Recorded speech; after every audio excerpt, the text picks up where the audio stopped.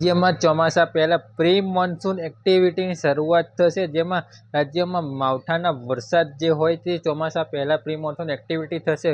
ખૂબ ભારે માત્રામાં વરસાદ થશે, લગભગ અંદાજિત 2 ઇંચ સુધીના વરસાદ થાય તેવી શક્યતાઓ છે. દક્ષિણ ગુજરાતની અંદર તો ભારે પવન સાથે વરસાદ થાય, લગભગ પવનની સ્પીડ અંદાજિત 40 થી 45 કિલોમીટર પ્રતિ કલાકની સ્પીડ હોય તે મુજબનો પવન સાથે ભારે વરસાદ ત્રાટકે, ગાજવીજના પ્રમાણ હોય વધારે તેવો વરસાદ થાય તેવી શક્યતાઓ છે અત્યારે હાલ પૂરતી દેખાઈ રહી છે. અને આ જે વરસાદ છે પ્રી મોન્સૂન એક્ટિવિટીનો વરસાદ 19 તારીખથી લઈને તે 25 તારીખ સુધી આ પ્રી મોન્સૂન એક્ટિવિટીનો વરસાદ રહેવાનો છે. અને રાજ્યની અંદર ચોમાસાનો પ્રવેશ થશે એ પહેલાં આ પ્રી મોન્સૂન એક્ટિવિટી થશે. રાજ્ય લગભગ અંદમાન નિકોબાર ટાપુ ઉપર જે ચોમાસું બેઠું છે, લગભગ અંદાજિત 5 થી 7 દિવસ વહેલું ચોમાસું બેઠું છે. પરંતુ આપણે ગુજરાત રાજ્યની અંદર જે ચોમાસું છે તે લગભગ 17 કે 18 જૂને આવે તેવી શક્યતાઓ છે. કારણ કે આપણે દર વર્ષે આમ તો 15 જૂને ગુજરાત રાજ્યની અંદર નૈઋત્યનું ચોમાસું બેસી જતું હોય છે, પરંતુ આ વખતે લગભગ અંદાજિત 2 દિવસ મોડું બેસે ચોમાસું તેવી શક્યતાઓ હાલ પૂરતી દેખાઈ રહી છે. મિત્રો, 2 દિવસ લેટ ચોમાસું ગુજરાતમાં બેસે તેવી શક્યતાઓ છે.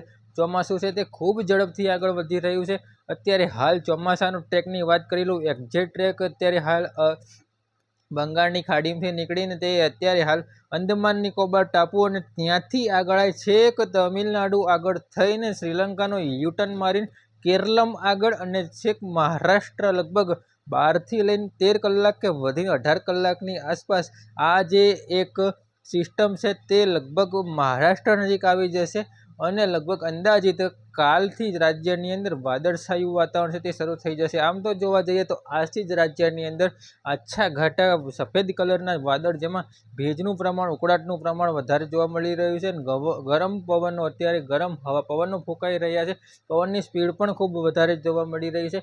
22 કિલોમીટરથી 25 કિલોમીટર પવનની સ્પીડ અત્યારે હાલ જોવા મળી રહી છે. મિત્રો, એટલે આવી રીતે હજી આ સિસ્ટમ છે ધીરે ધીરે આગળ વધી રહી છે.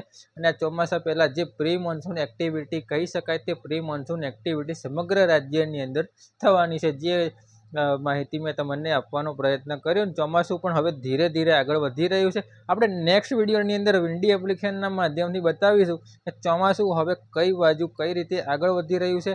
અને સાયક્લોનની વાત કરી હતી તો સાયક્લોન બનવાનું છે કે નથી બનવાનું.